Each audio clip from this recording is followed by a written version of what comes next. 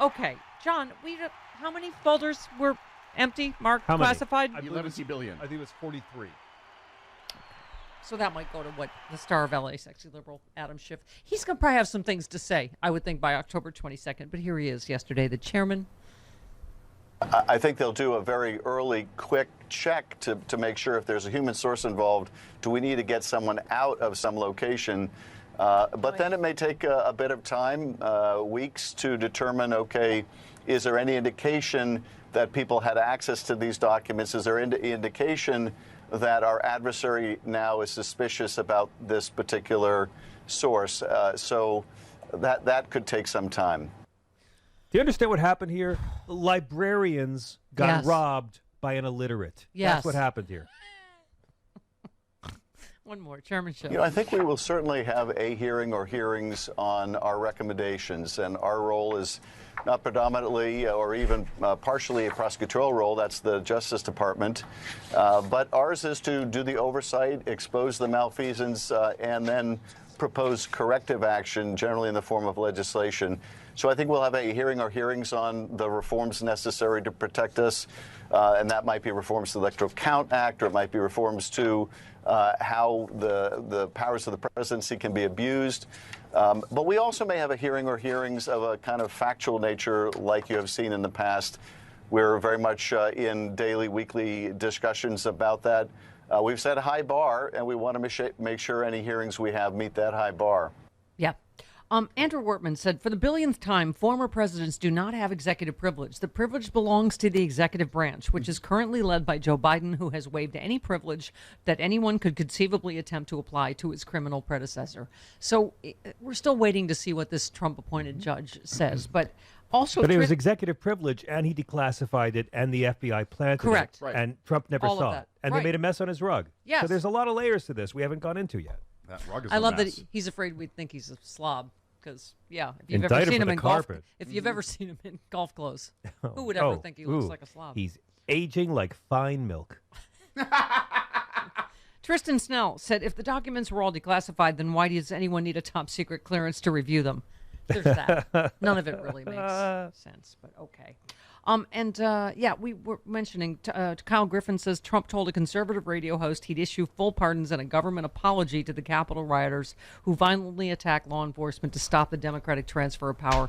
This is what Biden was talking about, right? Dash Dabrowski says President Biden is completely and absolutely fed up with MAGA Republicans, as are we all. He is tired of conspiracies. He's disgusted by the calls for violence, and he's not letting them get away with it anymore. This is the most patriotic American speech of the decade.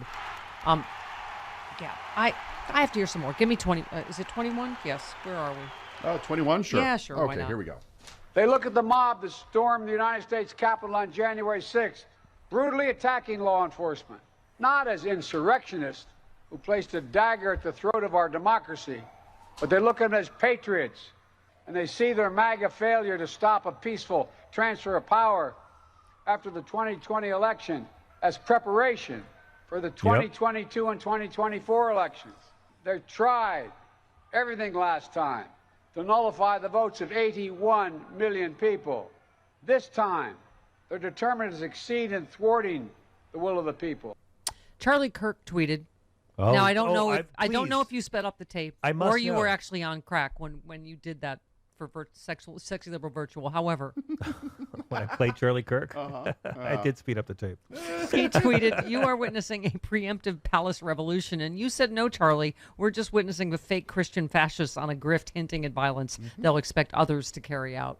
I mean, that's exactly it, right? Yeah, that was what Lindsay was about. It's all about violence someone else can do. The number one rule of the Confederacy is get someone else to go fight your evil battles for you. Right. Right. Yeah, exactly. Oh, by the way, you said ranked choice voting is literally the will of the Alaskan people. Oh. Did we have some Sarah? I know you have some thoughts on Yes. Sarah Palin, but here's some of the whining that we knew Please. would ensue. Lady blah blah. When it comes down to second and third place votes, that's going to decide who's going to win. I mean, really? Alaskans want Joe Biden and Nancy Pelosi.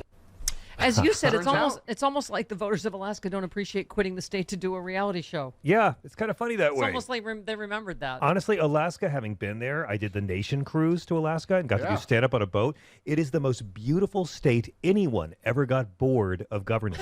And Sarah Palin up and left, and now she's surprised that she wasn't rewarded with a new job. Yeah. I wanted to say the whole time with Ali, we had the best news about democracy. I mean, this whole summer, what happened in New York, what happened in Kansas, and now what we've seen in Alaska, where, again, ranked choice voting is good for democracy. It guarantees crazy extremists don't get in there when the more moderate ones split the vote. And it was the will of the Alaskan voters who chose it. Yeah. So Sarah Palin can see oblivion from her house. Hey! Hey. Okay. We have some more whining. That's the kind of comedy you get. That's right. SexyLiberal.com. Yes. Yes, thank you. Here we go. Well, you know, I'm not surprised, Oh.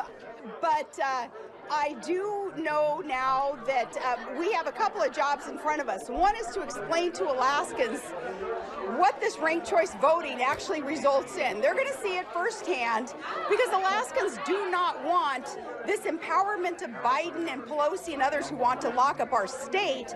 They do not want a representative of that agenda to go vote for them in Congress. They just voted. They literally did Yeah. it. Lock up Alaska? Joe Biden wants to lock up Alaska? Okay. And what a congresswoman Wow. they have now. Mary Peltola, Right. first Democrat to serve in Congress. 50 years. They only get one since 1972. The first Democrat to represent, again, one congressman. This is, and on top of it, the first First Nations representative they've ever had from Alaska, the first Native Alaskan ever to go to Congress. See, we were right yesterday when we said she said some petty punk-ass thuggery's been going on. Rigged, stolen, Oh, blah, she blah. played victim, really? Oh, yeah. Punk-ass little thuggery stuff that's been going on. I apologize to your balls. I'll go get them. I'll go get them back down. They're rolling across the basement floor. Ooh. Dave in Minneapolis. Hello, Dave. Good morning, Mama. They all kind of resorted to the Pee Wee Herman. I know you are, but what am I? Right. And they're whining since this whole thing. Yeah. But there's a famous person once said, I don't know who it was, it may have been Chris during our pillow talk, but a famous person once said, if you want to know what's wrong with your neighbor, if you want to know what's wrong with someone, ask them what they don't like about their neighbor. It's classic projection. Yes. They don't like what they don't like that they see themselves. They project it onto somebody else. And these people have no shame. They have no self-awareness whatsoever. They just project all of their hate onto somebody else. Yes. And can't see their way to any kind of positive change. They don't want to get along with anybody. They just want their way. They're children. Yes. And not nice children at that. Yeah. It's tiresome. It's sickening. Biden's speech last night was not political. I guess it was to some extent. But what he was basically saying is the stove is hot. Don't touch it. Right. I mean, at this point, you're going to get burned. Standing up for democracy is political. Yeah, exactly. That's fascism is controversial. bad. It's Yeah. all new again. We've forgotten all about World War II now. I mean, Okay. the same people who hate us for being anti-fascist are now calling us fascist. Right. Just so you understand. By the way, Brian Tyler Cohen said, a top Republican just promised to raise prescription drug costs if they win in November. I forget this guy's name, but he basically said that we're going to undo that. What the Democrats just did, the cap. Okay. Want to do it. All right. This is Well, why Rick I think Scott wants it. Nancy Pelosi is correct. I know we're not here in a political venue, so I would hesitate to go too far down the path, but two of you asked. We have absolutely every intention of holding the House. Boom. Go on. Yeah. Bam. It could happen. Tanya in Cleveland, you're on with John. Hello, Tanya. Good morning, Stephanie. Good morning.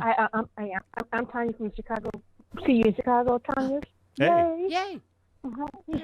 I have not heard you guys respond to that McCarthy speech. That was funny. Oh, but- McCarthy, Kevin McCarthy. Speech. Oh, yes. The About rebuttal. strangling the Statue of Liberty with an extension cord. Yes. Or something. But I want to, because you guys keep mentioning, like, if I stole something, you have to wait. So if I steal something today, do I have to wait till the November elections to get arrested? Because that's what I want to know. Because it's just irritating. I mean, I felt so good. I have not been this happy in so long. I remember November 2016 when I felt like I was sticking in the floor, but he won. And I'm so giddy now that it's ridiculous. Don't let fascists steal your joy. Yeah, exactly. Exactly. All right. This was what she was talking about, Kevin McCarthy. Here we go. I don't dismiss your fears. I share them. And I, along with every Republican running for Congress this year, share your unwavering conviction that we must change direction in Washington before it is too late. The American experiment and the good people who believe in it have not said their last word. The electric cord of liberty still sparks in our hearts. What? Well, take it in the bathtub, it will. Right? That's what Billy West texted me and said, Kevin McCarthy, I'm holding the sparkling electric cord of liberty around the neck of democracy, and I think I'll take a shower. Okay, that's funny, Billy. Imagine being Kevin McCarthy. Like, imagine the worst thing that could happen is you lose, but the really worst thing is you win. Imagine if he became Speaker of the House, the living hell his life would be every day.